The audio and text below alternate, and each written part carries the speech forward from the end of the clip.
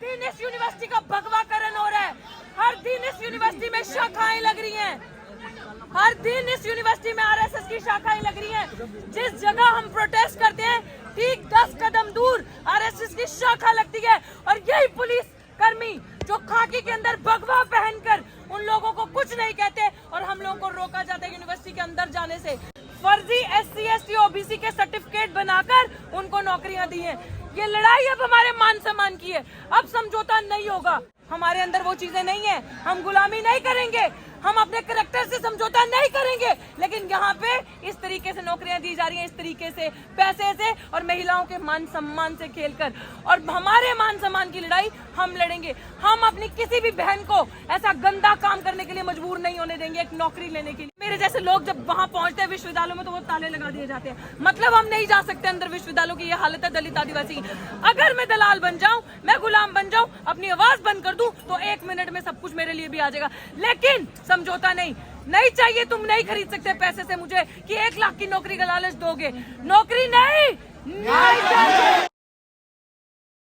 इसके साथ ही पीछे खड़े हैं, हमने 145 दिन धरना किया और बिल्कुल लॉ एंड ऑर्डर मेंटेन करके किया।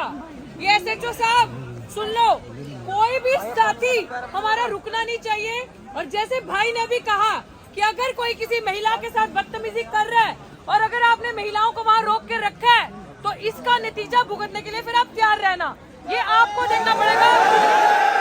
लॉ एंड ऑर्डर आप तोड़ रहे हो, हम नहीं। ये चीज मैं बार बार बता दूं। दूसरा साथियों, बड़ी इंपॉर्टेंट बात, जैसे प्राचा साहब ने कहा, हम लोग संविधान को मानने वाले हैं, संविधान की हिफाजत करने वाले हैं, हम लोग कानून को कभी हाथ में नहीं लेंगे, ना तोड़ेंगे। तो आप ये चीज देखना कि आपके बीच में बहुत सारे वाइस चांसलर ने, आरएसएस वालों ने अपने दलाल छोड़े होंगे जो अराजक तत्व पीस को भंग करेंगे। आप सबको उस चीज को मेंटेन करके चलना है, वो अपना काम करेंगे, हमें अपनी मंजिल को क्लियर रखना है। क्यों जरूरी है? सब कुछ लूट लिया इन लोगों ने आपका। ये लोग, जिसे प्राचा साहब ने बताया, आपके गरीब बच्चों की, गरीब लोगों की 25,000 नौकरियां खा के बैठे सिर्फ और सिर्फ इस विश्वविद्यालय में। और अभी आरएसएस के लोग धड़ाधड़ भर्तियां करके 3,000 से ऊपर अपने लोगों को, अपने लोग जो गुलाम दलित भी, जिनमें से हमारे समाज के लोग भी, और कुछ ऐसी चीजें सामने आई हैं, फर्जी SC ST OBC के सर्टिफिकेट बनाकर उनको नौकरियां दी हैं। ये लड़ाई अब हमारे मान सम्मान की है, अब समझौता नहीं होगा। ये पहली बार दिल्ली विश्वविद्यालय में ऐसा नीली क्रांति का इनकलाब आया, फैसला आपको करना है, ये और कहीं नहीं है।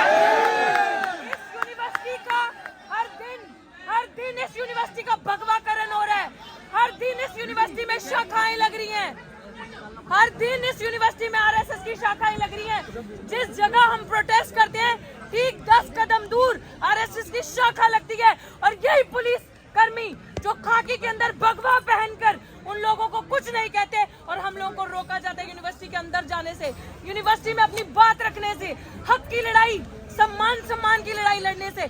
एक अपराधी आप सबके सामने, सविता रॉय, अभी भी अपनी कुर्सी पे कार्यरत है। आप समझ सकते हैं, इसी अमित शाह पुलिस ने चार्जशीट जमा की उस अपराधी पे। तो आज मैं अपने साथियों से, भाई चंद्रशेखर आजाद से, एडवोकेट महमूद प्राचा जी, जिनकी वजह से आज ये लड़ाई हम इतने मजबूती से लड़ पा रहे हैं, जिन्होंने हमें लड़ना सिखाया, झुकना नहीं सिखाया। बाकी मेरे भाई अभिषेक जाटव जी, भाई सतपाल जी, सब यहाँ पे हैं। माफ करना अगर किसी का नाम नहीं लेने। तुम संघर्ष करो, हम तुम्हारे साथ हैं। तुम संघर्ष करो, हम तुम्हारे साथ हैं। ये जो क्रांति अभी यहाँ होने जा रही है साथियों, याद रखना, पहले दिन कहा था सर पे कफन बांध के आए हैं, सफेद नहीं नीला, वापसी का रास्ता हमने नहीं देखा। अब 8 साल की बात है, हमारे हाथ में संविधान है।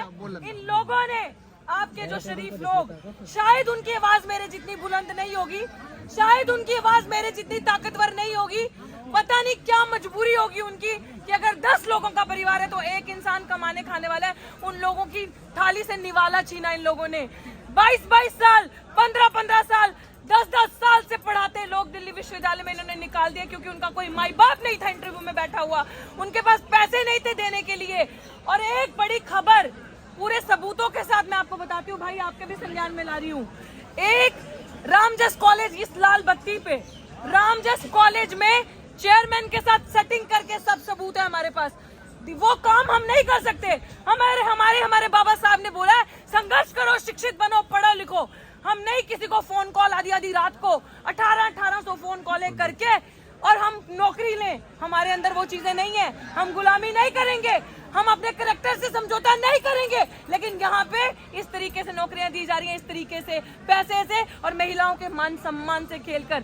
और हमारे मान सम्मान की लड़ाई हम लड़ेंगे। हम अपनी किसी भी बहन को ऐसा गंदा काम करने के लिए मजबूर नहीं होने देंगे एक नौकरी लेने के लिए।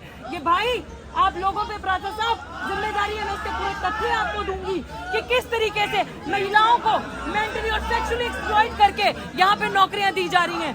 तो मैं चाहती हूँ, अरे रुक जाओ रे, रुक जाओ, 2 मिनट रुको भाई, भाई रुक जाओ, थोड़ी देर रुक जाओ। ये चीज आपको समझने की जरूरत है कि आपकी बहन बेटी की जहां बात आती है उसके ऊपर हम कुछ नहीं समझेंगे, क्योंकि बाबा साहब ने एक ही चीज कही थी कि मैं उस समाज की तरक्की तब समझूंगा उस समाज की महिलाओं ने कितनी तरक्की की है। और आज अगर महिलाओं ने ये बेड़ा उठाया है तो मैं कहती हूँ कि मजबूरी है सबकी, जितने भी हमारे समाज के पुरुष हैं, भाई हैं, कि साथ कंधे से कंधा मिला के आगे आकर देना है। और आज जब तक वाइस चांसलर को यही पुलिस वाले बाहर नहीं लेकर आते, और ये पुलिस का फर्ज बनता है कि जहाँ पे संवैधानिक तरीके से प्रोटेस्ट हो रहा हो और संविधान को आगे रख के उसकी पालना करके मान रहे हो, तो ये रास्ता खुद खाली करेंगे। SHO साहब, DCP, ACP सब जाके वाइस चांसलर को बाहर लाएंगे और बताएंगे एक अपराधी को किस तरीके से उन्होंने अभी तक कुर्सी पे कार्यरत रखा हुआ है। यही आप सबसे कहूंगी, पीस को मेंटेन करके रखना है। और हम इसी दरवाजे से अंदर जाएंगे। 4 नंबर गेट पे बंद ताले, भाई ताले बंद है हमारे लिए। प्राचा साहब ताले बंद है वहाँ पे हमारे लिए, समझ लीजिए आप। वो ताले हमें देख के बंद होते हैं। जब साथी आशुतोष या मेरे जैसे लोग जब वहाँ पहुंचते हैं विश्वविद्यालयों में, तो वो ताले लगा दिए जाते हैं। मतलब हम नहीं जा सकते अंदर विश्वविद्यालयों की। ये हालत है दलित आदिवासी की। अगर मैं दलाल बन जाऊं, मैं गुलाम बन जाऊं, अपनी आवाज बंद कर दूं, तो 1 मिनट में सब कुछ मेरे लिए भी आ जाएगा। लेकिन समझौता नहीं चाहिए। तुम नहीं खरीद सकते पैसे से मुझे कि 1 लाख की नौकरी का लालच दोगे। नौकरी नहीं, न्याय चाहिए। नौकरी नहीं, न्याय चाहिए। और इनकी औकात क्या है हमें नौकरी देने की? ये लोग हमें NFS करते हैं, नॉट फाउंड सूटेबल। खुद उस कुर्सी पे बैठने के लायक नहीं है ये, अगर इनका कोई गॉडफादर ना हो इंटरव्यू में। तो हम सब इस लड़ाई को मजबूती से मिलकर लड़ेंगे।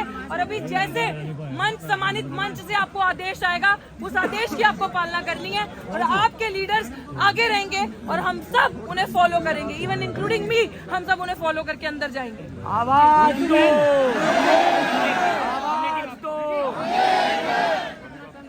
बस 1 मिनट, कौन? जय Bhim. Subscribe now and press the bell icon. Never miss an update.